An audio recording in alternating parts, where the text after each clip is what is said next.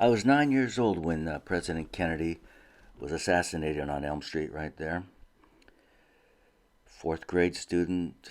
Believe me, my world went from color to black and white real quick. Couldn't believe it.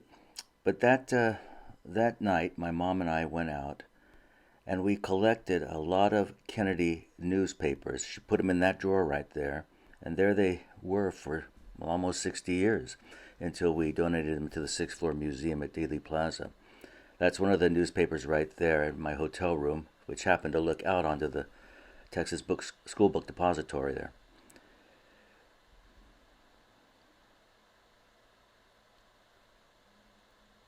Now that is from the San Jose News. That came out that evening or that afternoon, right there. And I also unfolded it so you could see a better shot of it. Pretty good shape. This is from the Sunnyvale Daily Standard. See the headline there, President Slain, shot by assassin cut down in Dallas. And on the right, there's an article about the space program from a speech JFK had just given about the space program. And there it is, unfolded there. Now this is the Palo Alto Times. This was an evening newspaper. And you see the headline there, Kennedy slain, Dallas scoured for assassins. Assassins, plural. And there's the Altgens picture. It's very hard to see in this picture. So I'm going to show you one that looks a little better, a better copy of the picture.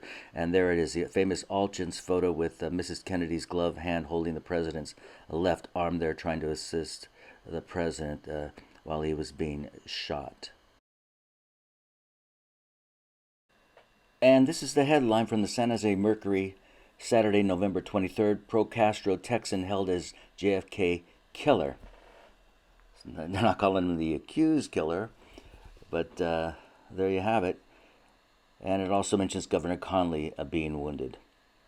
Now that evening, Saturday evening, the Palo Alto Times headline, Police Sure Oswald is Guilty. And there you have 3 pictures of Oswald. And the article there, Federal Offices to Close. The next day, a Sunday morning, the San Jose Mercury, Heroes Burial for JFK. Talked about the plans for burial. It also says suspect linked to murder gun. They're talking about the accused assassin, Lee Harvey Oswald. Monday morning, the San Jose Mercury comes out. Accused assassin shot down in jail. That's where Jack Ruby, with his gun, shot Lee Harvey Oswald there in the basement of the Dallas police station. There's the iconic photo that Bob Jackson took.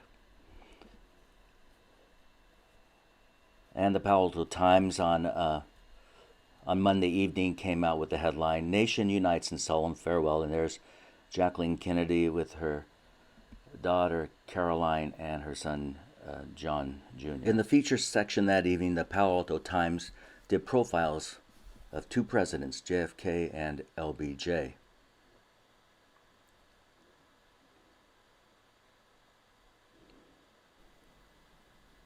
And then in the national news section of the Palo Alto Times that evening, there's an article right there on the right. Kennedy's widow returns the grave.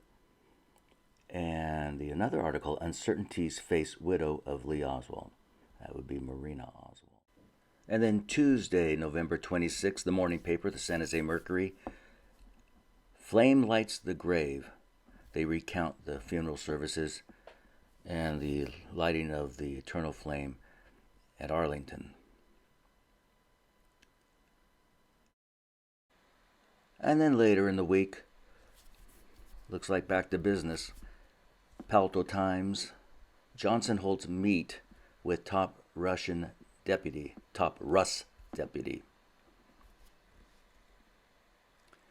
And other newspapers here, San Jose Mercury, Senate will probe the assassination. Ready to talk, LBJ tells the Soviets. Here's an in memoriam to a fallen president in one of the papers.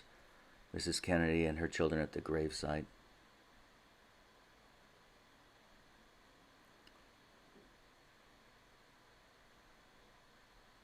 This is a section from the San Francisco Examiner, section called People. And there's John Kennedy Jr.'s salute to his father, an iconic photo. Now, what I found interesting were the ads that were in these papers. I mean, here you have an assassination, such a tragic thing, and there's ads all over, like life just goes on. Here's Spivey's. Spivey's was a coffee shop, and they're talking about their pastry parade in there. Here's Let's Talk Turkey at Nelson's Color TV. And they were going to give away free 100 silver dollars and a free turkey for every TV that you bought, if you could afford a TV at that time. And interesting, it doesn't have the price of the TVs, I don't think. No. And there's Lauren Green, had a hit show Bonanza on at the time there. Free 100 silver dollars. That TV must have cost about $500.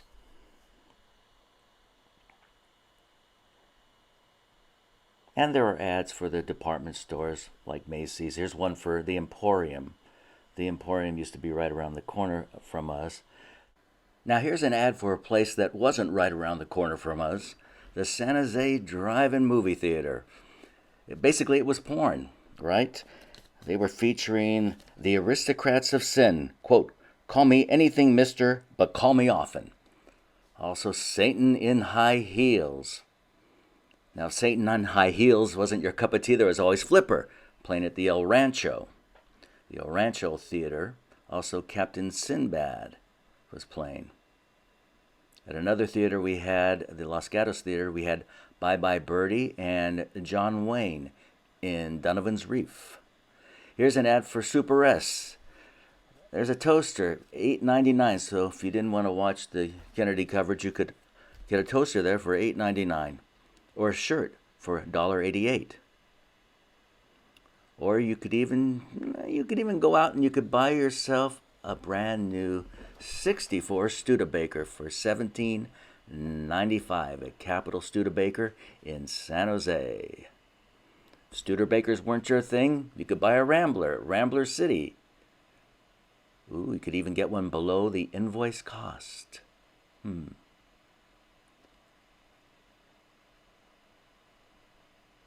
here's an ad for Payless. Payless is right next door to us. They had all kinds of stuff there.